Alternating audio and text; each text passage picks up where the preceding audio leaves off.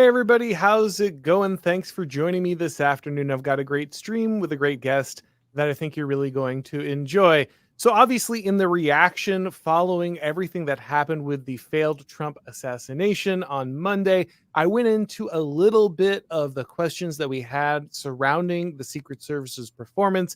Obviously at that point we knew that it was bad. There were a lot of personnel choices that seemed very suspect. The reaction on many different levels seem very unprofessional. However, the more we look at this situation, the more it seems that perhaps it was not simply negligence or incompetence, but perhaps even a certain level of active malice involved in the failures in the Trump security detail. Joining me to talk about that is the CEO and co-founder of the Federalist, Sean Davis. Thanks for coming on, man. Thank you for having me on. I've been a longtime admirer and fan of your work, so this is an honor. Well, thanks, and I really appreciate yours. Your Twitter has always been very, very aggressive in a manner that I really appreciate. So many of the people running a lot of these big media organizations are often very skittish about calling out what's happening, and you've been very powerful and consistent on not just saying that there are issues with the federal government or certain agencies, but regularly saying that there is a criminal aspect, there is a malicious aspect to this. And I think it's really important for people to hear from someone who is operating an organization like yours. So I want to dive into everything that happened with the Secret Service coverage, what you think about it. You did a great post on Twitter yesterday laying out all of the issues. So we're going to break into all that in just a second, guys. But before we do, let's hear from today's sponsor. Hey guys, I need to tell you about today's sponsor, Birch Gold. If you haven't been following the news, a massive hit in the US dollar just came in June when Saudi Arabia didn't renew its 50-year petrodollar deal with the US. Since 1974, Saudi Arabia has sold oil solely in US dollars, and that's been a huge boon to our global economic dominance. Now they want options other than US dollars. So you have to ask yourself, if there's less demand for the dollar, then what happens to the dollar? Look, it's reasons like this that Americans turn to Birch Gold Group. For over 20 years, Birch Gold has helped tens of thousands of Americans protect their savings by converting an IRA or 401k into an IRA in physical gold. To learn more, text the word Auron to 989898 and claim your free no obligation kit on gold.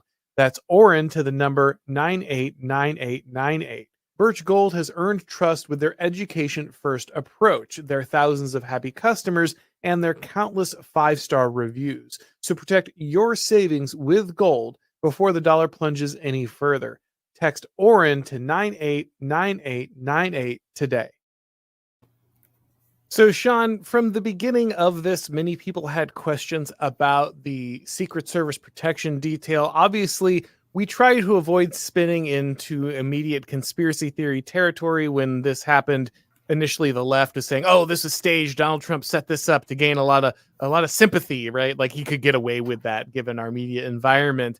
But the right also starts looking at what's happening with this detail, and it's very clear that, well, it had a lot of diverse personnel who had some questionable reactions during this moment. Now, I'm not under fire, so I'm not here to go ahead and assess every one of these people, but those that have been under fire have looked at this, guys like Eric Prince, and said this is a security disaster on many levels. But now we've seen more and more details about why the roof on which the shooter was placed was not secured. We've seen different questions about the staffing, why they hadn't screened this guy when he initially entered. Could you break down some of the issues that you found were particularly suspicious around the security detail?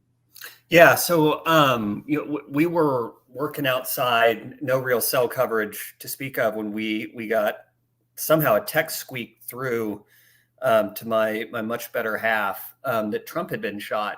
And so we kind of dropped what we were doing. We hadn't been watching TV all that day and started just looking at the footage, saying a prayer of thanks that Trump wasn't severely injured, that the country hadn't just been thrown into a potential very awful civil war.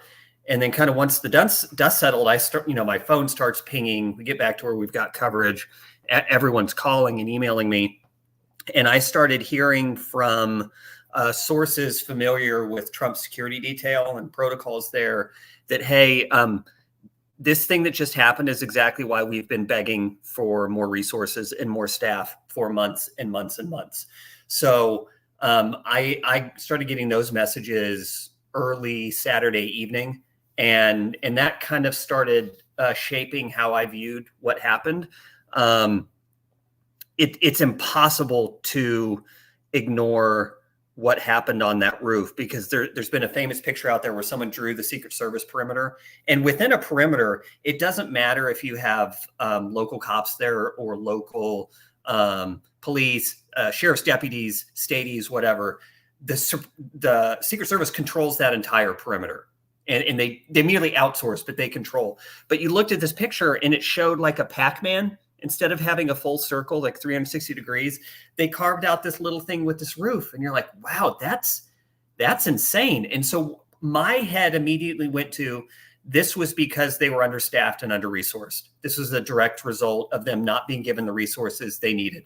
But as the hours and days went on, and we heard some of these absurd lies from the Secret Service director herself, but Biden didn't know that. He thought it was a himself. It's a herself. We were told that they couldn't have anyone on the roof because it was sloped. Like that was, I do a little construction for fun. That was a 212 roof. Like that's basically flat. I have power washed roofs like that. When I was working my way through college, I power washed barrel tile roofs all the time. I have been on that roof. You'd be fine. The assassin was like room temperature on that roof and didn't move. Like, so if he's not rolling off of it, there's probably a good chance that if you are conscious that you can walk on it. So once she said that, I started asking myself, man, so it is indisputable and inarguable, notwithstanding lies from the Secret Service spokesman, that Trump's security detail didn't have the resources they want. In fact, there was an article in the Washington Post this morning that said that local police explicitly told Secret Service, we can't cover that building. We don't have the resources to cover that. So when you see the lies, the sloped roof and all that, you begin to ask yourself, was this garden variety DEI bureaucratic incompetence, or is this what I would actually call strategic or deliberate incompetence? And the more we don't hear the truth from the current regime, the more they tell us things that are obviously untrue or that they have no evidence to support. For example, like a couple hours after Trump was shot, the FBI came out and said, hey, yeah, we can't get into the guy's phone, but don't worry, he acted alone. So you hear that stuff, and I begin to wonder if there was a left hand, right hand. The left hand doesn't know what the right hand's doing going on with the regime, where they deliberately left him vulnerable. That's inarguable. But we also know, based on what they did with the Gretchen Whitmer kidnapping, the three-letter agencies also seem to enjoy finding random mentally unwell freaks and spinning them into a tizzy and equipping them to do awful things, and then riding into the rescue at the last second saying, hey, look at this plot we just stopped. They did this in the wake of 9/11 for decades. I'm beginning to wonder if the left hand was taking advantage with its weaponized freaks playbook, taking advantage of the right hand's deliberate strategic incompetence. And wouldn't you know, both of those things actually working together create a very nice little veneer of plausible deniability. And the longer they lie, the more I'm kind of required just by logic to assume the right hand, left hand, plausible deniability, strategic incompetence analysis. We've come to a very similar conclusion on this, because we have this scenario where apparently this guy is 20 years old. He has no social media footprint. They can't get into his phone. So this guy has just never been on the internet to express an opinion. He also has a phone that you just can't get a hold of, but they do know that he's working alone somehow, even though apparently there's no evidence of motivation that we can find. It's amazing that every one of these things that is supposed to be right-wing, somehow our security forces find like a freshly unfolded Nazi flag next to every one of these guys.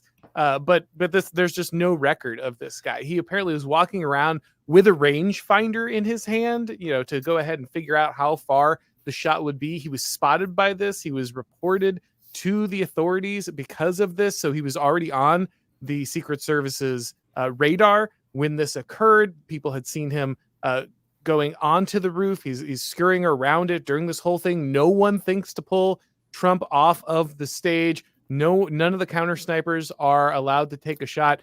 You're in this scenario where, yes, you could say each one of these things. Oh, well, procedure said we couldn't do that. Oh, we were short on resources. Oh, well, we didn't have. But at some point, what we have is just this overwhelming amount of coincidences that all line up in the same direction. And if there's one thing we've learned from living under this regime, it's when all of the coincidences keep routinely lining up in the exact same direction, you have to ask the question, was this a result that was manufactured? Again, not necessarily top down directed the entire time, but simply so many different moving parts of the regime wanted the same outcome, and they were all working towards the same end, even if they didn't completely have a level of coordination on this. Right. Yeah, exactly. I read an article the other day, and I can't remember exactly where it was, but it said something like the locusts have no king, but they all know what they're supposed to devour. That's generally how the regime works. Everyone, we're kind of stuck in this mode of having watched movies and read novels, and we're always assuming there's one bad guy behind the scenes directing everything. That's not the reality of how the left works. They all know what they're supposed to do. They kind of know their role. And it's interesting. One thing I have kind of avoided is the question of, well, why didn't they shoot the guy? Because I actually think that's one area where it's super tricky. You've got all this kind of chaos because they're totally understaffed, undermanned, under-resourced. They, are supposed to have local police covering this building. So, a couple minutes beforehand, somebody climbs up there. Maybe they don't have a good view at him, or they think he might be a local. They think he might be part of their partner law enforcement. He's not quite sure. They have certain operating procedures for when they take someone out preemptively. That stuff I all think is understandable. So I haven't really gone down that road. To me, the entire question is, who made the decision to understaff them? Who made the decision to leave that building outside of the perimeter? Who made the decision to not cover up the line of sight? Because even if you're going to leave that uncovered, you bring in some lulls or telehandlers or fire trucks, you throw the cranes or ladders up and you put a bunch of big flags on them, and bam, you've covered up line of sight. And then finally, who gave the order or refused to give the order to take Trump off the stage? Because by the time that shooter was up there, they had a picture of him. That picture we've seen of this guy was taken by the Secret Service. So they had a picture of him. They knew he had a rangefinder. They had stopped him. There were reports from bystanders that there's a shooter on the roof. At this point, forget the question of, well, why didn't they shoot him? The actual question is, why was he not removed from the stage immediately? Right. I mean, that's such a code red thing. And in a vacuum, each individual decision you can probably rationalize and say, yeah, I understand that. But when you put them all together, and then you combine everything we have seen this regime do for the last 8 years, to me, it is absolutely impossible, and it defies logic to just say, oh, these were just some innocent mistakes. I believe in incompetence. I believe in government incompetence because I'm alive and I see what these idiots do. But this type of cavalcade of terrible decision-making in light of what we have seen them do and what we know they're capable of doing, it requires me to reject that this was all just a series of unfortunate accidents. When I was a local reporter, we had Barack Obama come to town to do some kind of presentation on the environment. He went out to the middle of the swamp in the Everglades. And even then, the Secret Service had a detail where they were putting elevated platforms all around. This is the middle of the swamp. There's no, there's no buildings. There's no, there's only so you can see everything from an elevated position. And still the coverage was very thorough. It just seems so obvious that deliberate choices were made to put Trump in this situation. Again, like you said, it doesn't mean that, there's some black ops handler who is, handing out the order for this guy to go MK Ultra on Trump. But, as I explained in my book, The Total State, it is the decentralized network of these different institutions that really continually drives us towards the outcomes we're getting. Not one or two of them always have the total idea of what you're going to be doing laid out, But the fact that they all are seeking the same solution, hoping to end up in the same scenario, means eventually you tend to manufacture these situations, whether you explicitly design them from the top down or not. Yeah, I think that's exactly right. And so I put on Twitter a thread this morning where I tried to categorize what I thought were the main 4 explanations for what happened. The first one being just garden variety bureaucratic incompetence. Mistakes were made. People are idiots. It happens. And unfortunately, it all happened at the same time. And it resulted in an assassination attempt that took the life of an innocent man. So that's option 1. I'd say that's probably we'll call that like the government official narrative.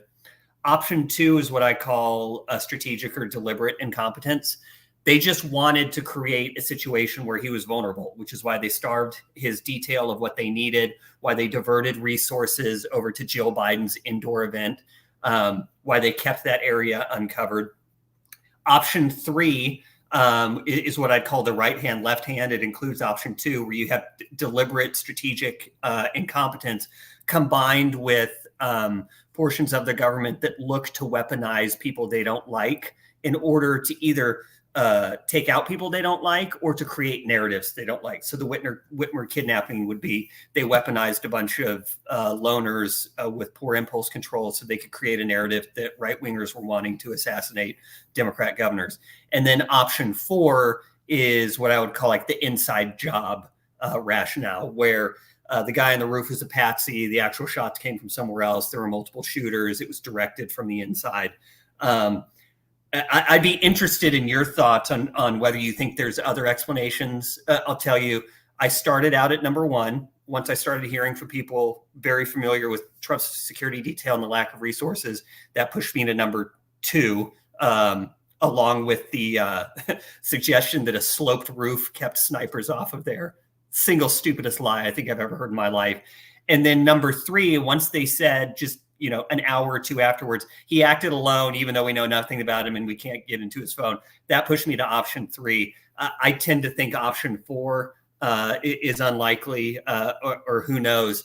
But it's been interesting to me as I've talked about this to see the rage from the left at anyone who questions the official narrative from the government. Yeah, I'm somewhere between 2 and 3. I think it's just the thing that leans you towards 3 really is the fact that, again, if this were anyone else, if this is a woman whose dog is misbehaving in the park and someone wants to attack them, somehow the entire internet will have that person doxxed by dinner time and have their life destroyed because they think she might be racist somewhere. But every time a crazed leftist, say, murders children in a school in Tennessee or tries to kill the president, all of a sudden we can't find anything about this person. They're just a complete enigma, an impenetrable mystery for all the people in charge. Yeah, and the other thing is, if it were mere garden variety incompetence, which again happens every day in the government, we've all experienced it ourselves, I would have expected a firing by this point, maybe a single resignation. Because if you are running this government and you know how distrustful people are due to your years and years of brazen, life-ruining lies, like what they did during COVID, you would want to do something that communicates, hey, this is totally unacceptable. We know this can never happen again. And everyone responsible who made all these terrible decisions, they're gone. And they're never going to be in a position to allow this to happen again. And yet we have had the exact opposite happen. We've had leaders say that they have 100% confidence in the Secret Service director. That's literally insane. Would you have 100% confidence in your brakes if you're just driving down the highway and you pump them and they don't work and you nearly go careening over a cliff? No, of course not. You'd say, you know what? These brakes had one job, and it was to stop the car, and they didn't do that. So I can't get back in that car and drive it again until I know those brakes are fixed. And yet our government is doing the exact opposite. If that's not the biggest red flag you've ever seen, I don't know what is. And, at some point, or at some level, I'm jealous of the left because their extreme devotion to protecting their side at all costs is something that the right could learn from. The fact that someone could fail this publicly and this miserably and nothing is going to happen to them, there's going to be no consequence, is truly something to behold. The right would sell any one of their members down the river for the slightest mistake. And the left can literally get people killed. And they don't even bother to apologize, much less go ahead and fire somebody. I mean, everything with the pandemic, everything from the withdrawal of Afghanistan, and the just the execution of this foreign adventurism, the miserable failures on the border, and everything else, and now this assassination. Like you said, if this was a competent government, even if it was like malicious, even if it was nefarious, but it was at least competent, it would offer one of these people up. It would say, oh no, obviously, like, for the greater good, we have to give this person up so we can placate people and let them think that there's some level of accountability in our government. But the fact that they just are looking the American people straight in the eye and giving them the middle finger, just saying like, no, of course we would never fire anyone in the ruling elite, even the most inept, obviously foolish, obviously complicit person in the world. No, we will not give any of those people up. That's the degree of loyalty we have to the people who operate in our regime. Yeah, it's amazing, but it's interesting looking at the Secret Service. This is the agency that is responsible for protecting the president of the United States. And right now, at least on paper, that's Joe Biden. We can have a whole nother discussion about who we actually think is making all the decisions, but Joe Biden is the president. He is the primary protectee of the Secret Service. If all of this were the result of mere incompetence and not deliberate incompetence, strategic incompetence meant to create a veneer of plausible deniability, if this were truly incompetence, wouldn't Joe Biden be worried about his own protection? That's the logical conclusion you would have to draw, is this institution and the people running it right now are not able to protect me because they're tasked with protecting me. And yet we've seen the exact opposite. And I think that's super, super weird and pretty telling, because if he thought they couldn't protect him, he'd be like, holy crap, yeah, we got to clean house there because I'm going to be personally at risk here. Because remember, all these evil, awful MAGA people, they're super violent and they're Nazis and they're existential threats. They might actually come try and get me. So I need an actual competent Praetorian Guard taking care of my security. But he didn't do that. And it's why, again, I'm kind of forced just by sheer logic to assume that this was not the result of just a series of unhappy, unfortunate accidents. Now, I have to ask you about one of my biggest pet peeves when it comes to conservatives, because the immediate call was someone needs to be held accountable. We need to hold these people accountable. Someone needs to testify in front of Congress, blah, blah, blah, blah, blah. As if that's going to do anything. Again, we've watched congressional Republicans fail over and over again to hold any of these people to account. That no one gets fired, no one loses a job, no one even gets demoted. They have infinite, trials of, or rather, they ask all these questions of guys like Anthony Fauci. He basically just laughs in their face every time he gets in front of them. You're somebody who has regularly had the courage to come on, Twitter and just say, look, it's not enough. These organizations have to be dismantled. Something like the FBI has to go. It's not just about reform. It's not just about switching out some people at the top. We need people who understand that this is about dismantling these organizations because the poison goes all the way down to the root. Do you think that conservatives will finally have the courage, that a Republican administration, hopefully under Donald Trump, would have the courage to finally take action on some of these institutions that are so rotten, there's no way to redeem them? I mean, they have to, if they have any interest at all in literal self-preservation. Yeah, living. Yes. Yeah, they have to. And, I used to work on the Hill for many years. I helped put together a lot of these hearings. I worked for Tom Coburn at the time, who the man was just an absolute force of nature. And what enabled him to kind of command in these hearings and get the reputation he did was he wasn't a guy who was bossed around by staff. He wasn't someone who just went up there and read a script. We would write for him multi-100-page briefing books, hundreds or thousands of footnotes in them. And he would read all of them. He'd take notes of them. He digested it. It became part of him. And when he got in these hearings, he didn't have to have someone whispering in his ear what question to ask or how to do the follow-up. He knew it. Like, he knew he had these people dead to rights the second they opened their mouths, and he knew more than they did. And they knew it too. We unfortunately don't really have that on the Hill right now. So we've got some really, really good people. We've got great staff there.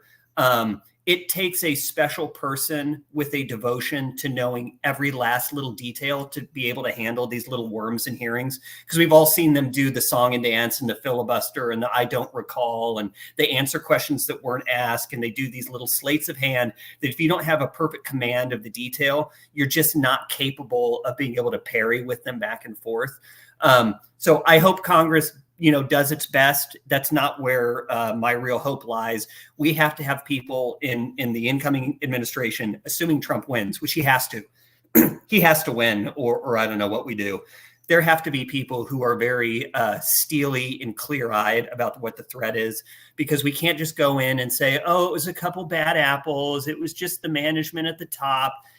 No, these institutions are corrupted from top to bottom. The FBI, for example, was conceived in nonsense. It was created to be the political espionage arm of a corrupt leader who wanted to use personal facts about his enemies against them to wield power. So, FBI can't exist. I think the CIA in its current form can't exist. The Secret Service needs to be torn down and built up again. I think DHS is a joke.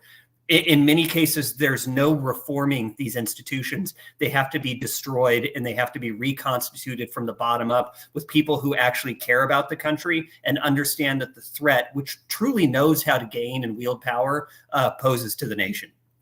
So, Sean, I know you've got a heart out here. I want to ask you one more question before you go. Speaking of Trump needing to win, obviously political ramifications of this are like third order in some ways, but you still have to think about them even in a moment of crisis like this. A lot of people have looked at what has happened here. You see that contrast between Joe Biden, who can barely read a teleprompter without falling asleep, and then you have Donald Trump, who literally can take a bullet, bounce back, and has to be dragged off stage by Secret Service as he pumps his fist to reassure his supporters. When you have a contrast like that, it feels like the election's over, right? When this is what politics should be about. You have a leader who shows himself in that moment, that should pretty much seal the deal. And yet we're still hearing from places like 538 that maybe Biden's gaining some ground. What do you think about the election status at this point after the assassination attempt? Well, the deal is not sealed at all. It's not sealed until Trump takes the oath of office on January 20th, 2025. It's easy to kind of look at all these macro dynamics and where the momentum is. Momentum is super important in politics. You can look at that and say, look, all the macro factors are pointing to a fairly significant Trump win, but macro factors don't determine elections. Ballots do. We all lived through 2020. We saw what happened. We saw what they did. They straight up rigged and stole it. Everyone knows it. We all saw it. They admitted they did it. If you believe that they tried to help create the conditions under which Trump might have been assassinated, you have to then also believe that they will not stop and they will do anything they can to steal this election. So people need to not get lazy and not get complacent. This thing is not even close to over. We've got 3.5 months until the election. I think we've got 188 days until inauguration. That is an eternity in politics, especially when you're facing a foe like we are that is willing to lie and do anything whatsoever to gain and maintain power. So people need to go vote. They have to go vote. They have to make sure their friends go vote. They have to do ballot chase and ballot harvesting. That's the only way out of this. There's no other way through this but winning. All right. Thank you so much, Sean, for joining me. Really appreciate your commentary. Is there anything you want people to check out before you leave? Check out thefederalist.com, sign up, subscribe, donate. And Auron, thanks so much for being a rock star and a great thinker and such a gracious host. It was great finally getting to talk to you. Have a good one. All right, guys, we're going to go ahead and hear from our sponsor, Job Stacking, and then I'll come out and talk a little bit more about the current debate on left-wing, or rather right-wing, cancel culture. Hey, guys, let me tell you about today's sponsor, Job Stacking.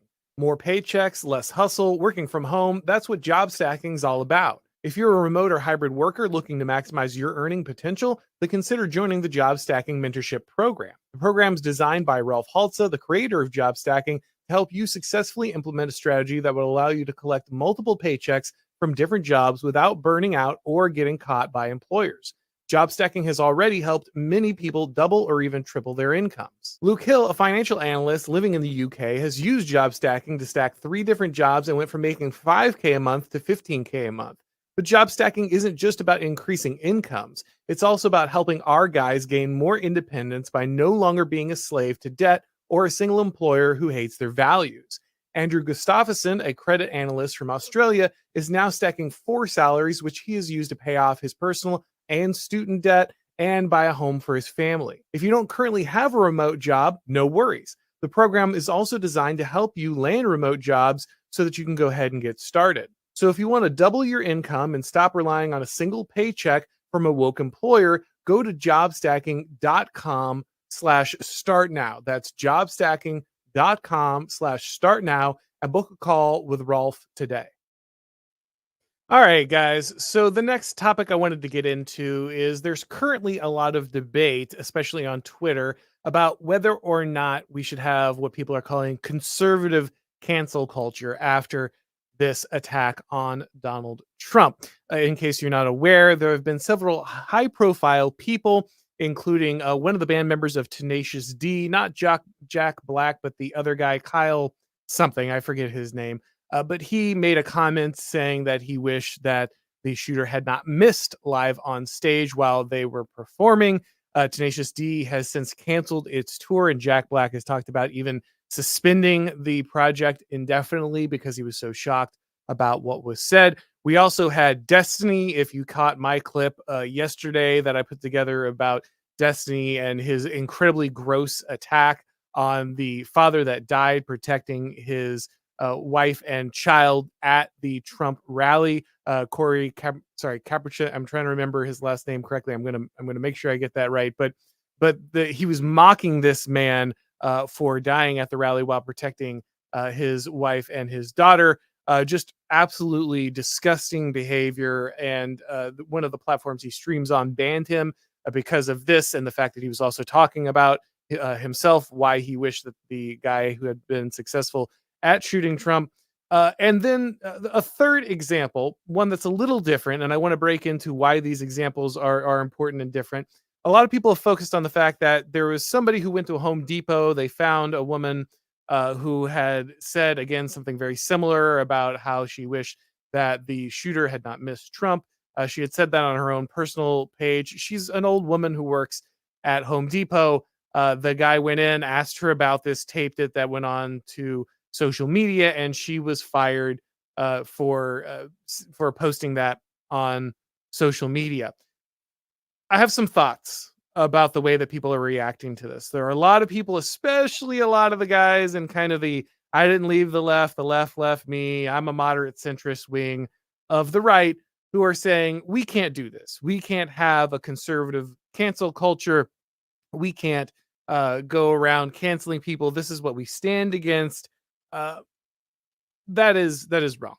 So I always had a problem with the phrase cancel culture. In fact, you can go back and watch one of my earlier videos if you like, talking about why I think cancel culture is itself a very stupid label for what we have seen against people who are on the right for many, many years.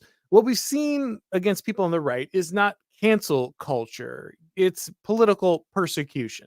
It's people who were fired from their jobs, had their lives destroyed for holding mildly offensive opinions to the status quo. Not anything immoral, not anything that's asking for the harm of people, nothing actively malicious, just something like donating $25 to Kyle Rittenhouse. Had one guy fired.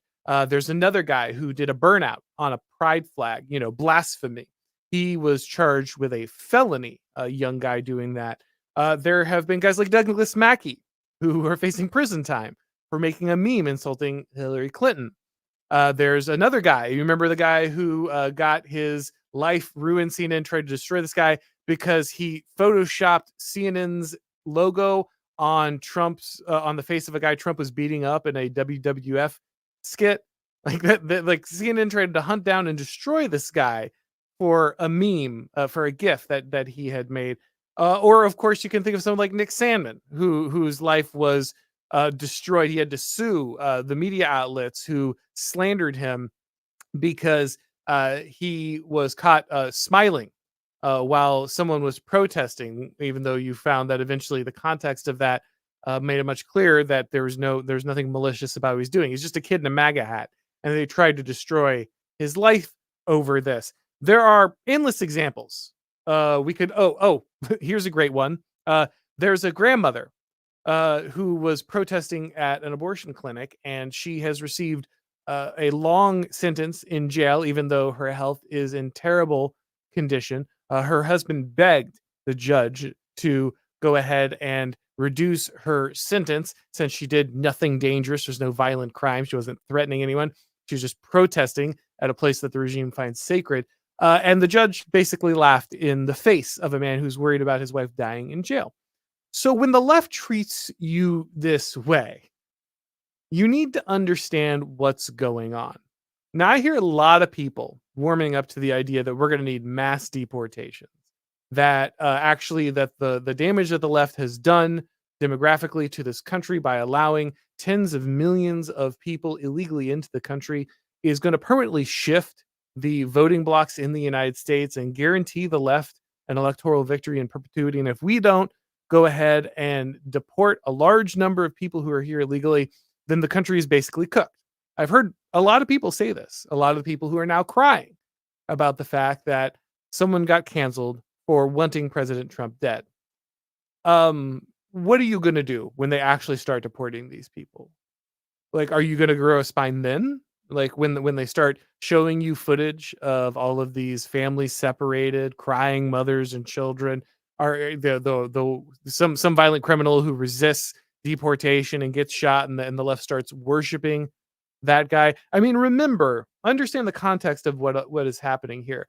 When a drug addict was died in police custody, when George Floyd died in police custody after a fentanyl overdose, the left literally burned down cities. They burned down neighborhoods. They burned down businesses. They murdered people. And when the right has a president who barely survives assassination, there's none of that. There's none of it, right? There's no riots in the streets. There's no massive demonstrations. There's nothing, because the left have trained you to know that that's criminal, that you will be in serious trouble if you do that. Now, I want to be very clear.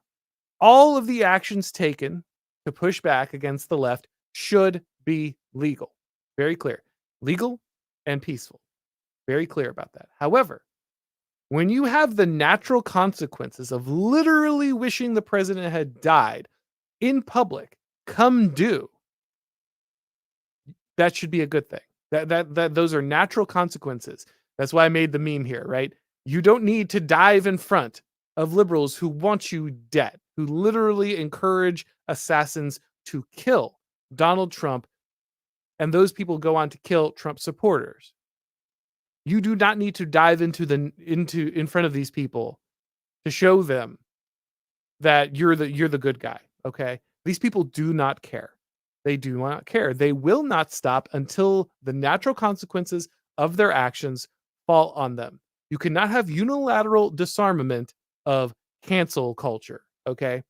Now, look, I am sympathetic to the idea that everyone should not have to live in fear of holding political opinions. In fact, I would like a radical depoliticalization of our public square. But the only way that happens is victory. There are an awful lot of people who want to believe that they can get around this moment, that the culture war can end, that all of this conflict and all of this disagreement can end without victory. They want to just return to some mythical moment in the 1990s where we didn't disagree with each other. Everybody just got along fine. Look, that never existed. It never happened. That's not how anything works. The left has just been in charge, and you have been assuming that the default settings of the left were the objective truth. And then things got a little weird in the 2000s, and you started to finally realize that actually the left is not this beneficent force that is going around and setting objective standards of good for everyone, but actually they are malicious actors just who were always willing to destroy the livelihoods of people who had different opinions. That is not new. Okay. And they were doing this to people who had very mild opinions. Someone who said, maybe I don't agree in transing the kids. Maybe I don't think that gay marriage is such a great thing. These are the people that they were destroying.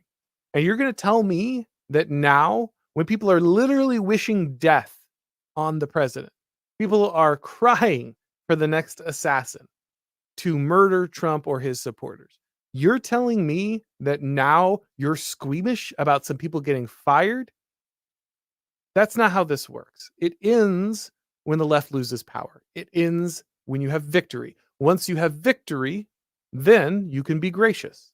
Then you can say, you know what? Now that we have control of these institutions, now that the left can no longer influence people's firings, people getting arrested, people getting put in jail, people getting sued, now that the left has lost all of this power, now, after all of these things, we can allow you to speak freely on these issues because the people who would punish you on this have no power anymore. But until you achieve that level of victory, unilateral disarmament is insanity.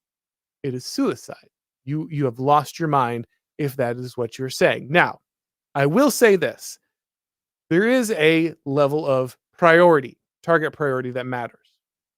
And again, when I say that peacefully, to be very clear, this is only through political pressure. When you are looking at who should be focused on for these kind of remarks, I think targets like Tenacious D or Destiny are perfectly fair game. These are people who have public profiles, who make a living out in the public sphere, who are putting themselves out there. They are not civilians. They are people who have chosen to be in the public eye. And when they make statements like that, they know what they're doing. They're also high profile, so it's just more worth your time. When these people get canceled, when they face consequences, it is more noticeable. So should you spend all of your time trying to cancel some grandma running a Home Depot cashier spot? No, you should not. That is not a good use of your time. Honestly, running in front of these people on a cell phone and saying, "Hey, how could you say that? I'm offended." Honestly, it feels a little over feminine. It feels very leftist in nature. I would not encourage this. However, I'm also not going to whine or cry about someone like this losing their job, because there would not be a tear shed for a conservative who had the same opinion. Imagine, if you will, for a moment, this very, very YouTube, very, very, be clear, YouTube censors, very, very hypothetical moment in which Barack Obama had dodged a bullet. And a bunch of conservatives came out and said, "Oh, well, I wish that the shooter had been more accurate." Imagine conservatives making fun of a leftist who had been killed by a crazy right-wing assassin at a Obama rally. What would that look like?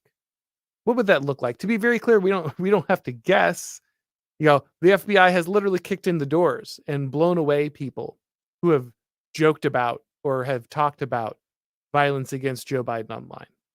You know that if something like that had happened to Barack Obama, especially, but maybe even Joe Biden, that would be the end of every single person who responded like that on social media. They wouldn't just lose their jobs; they would be destroyed. They would be destroyed in public. They would probably have to fear for their lives. It would be a complete destruction of them. Now, I'm not saying that to highlight the hypocrisy of the left in this scenario or whatever. What I'm trying to explain to you is what a real response to something like this looks like. That's what the left would do. I understand. I understand that you want a world in which we don't have to worry about the politicalization of people's lives. I want that too. But we have created the total state. And then in the total state, no action is private. I don't want to live in that world. But the way that you stop that is not by giving up all the available weapons on your side politically, tactically. Instead, the way that you get that is by winning.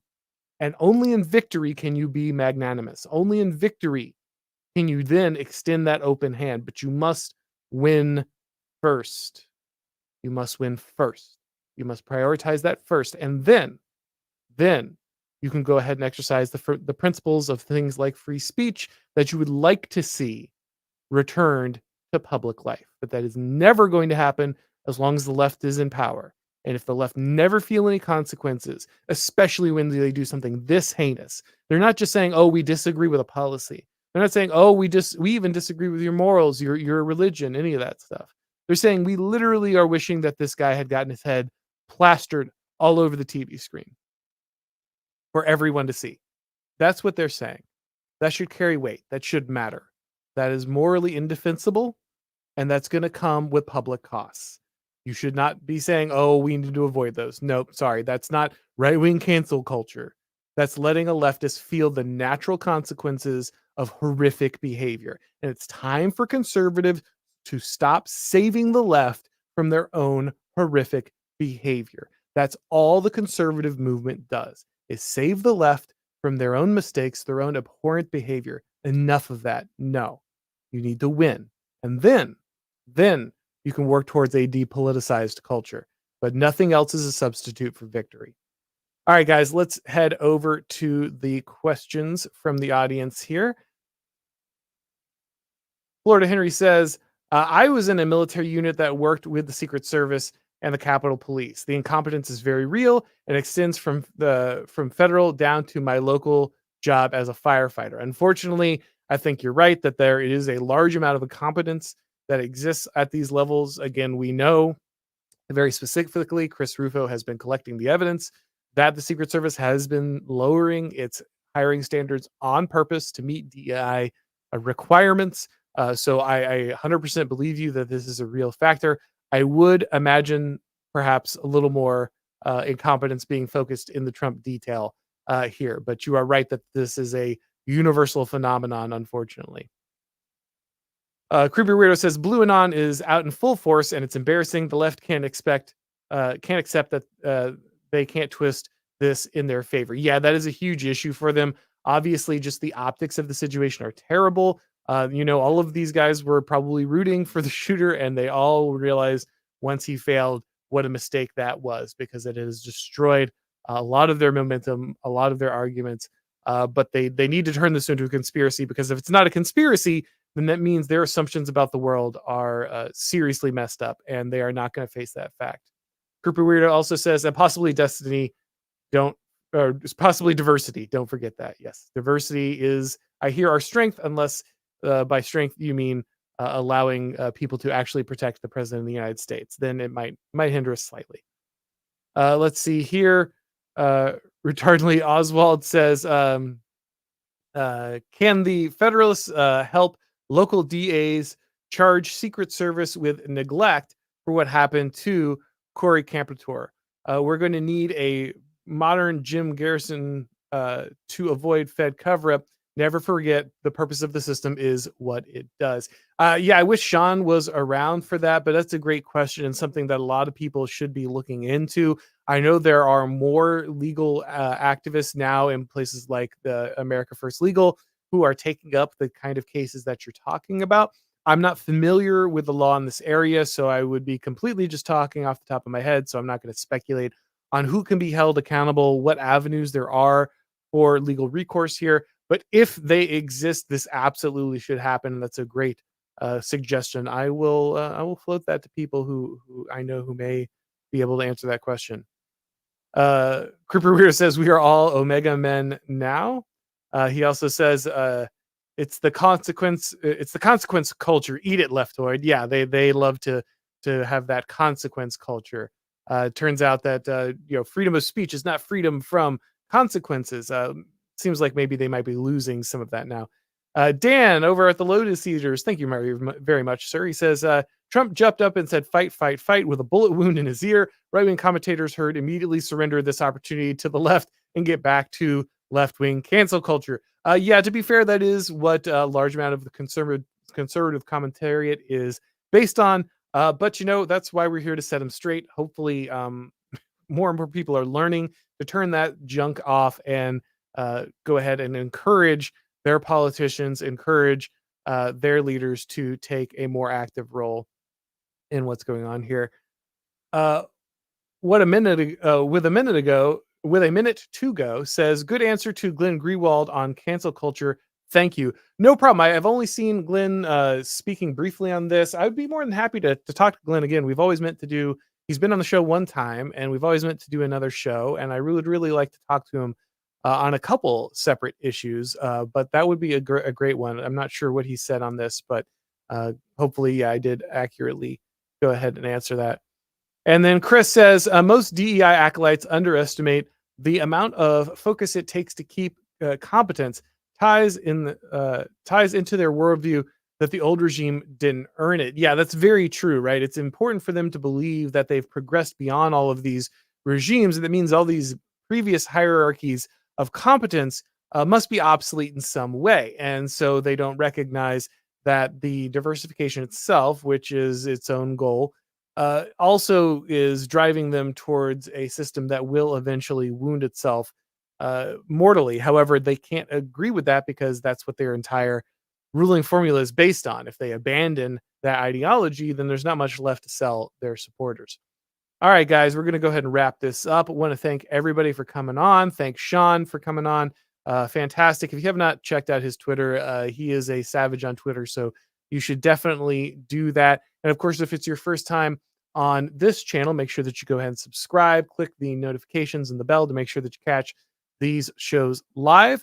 Also, if you'd like to get these broadcasts as podcasts, make sure that you go ahead and subscribe to the Auron MacIntyre Show on your favorite podcast platform. And when you do, leave a rating or a review, and you can go ahead and help with the algorithm magic. I also want you to encourage you to go ahead and grab The Total State, of course, my new book that is out. Charles Haywood was kind enough to just do a very kind review of it, so you can check that out. I linked that on the community tab of the show. But also it describes many of the phenomenons that we discussed here. And of course, it is got a nice blurb on the front cover from Molly Hemingway, who is, of course, Sean's colleague over at the Federalist. Thank you once again, everyone, for watching. And as always, I will talk to you next time.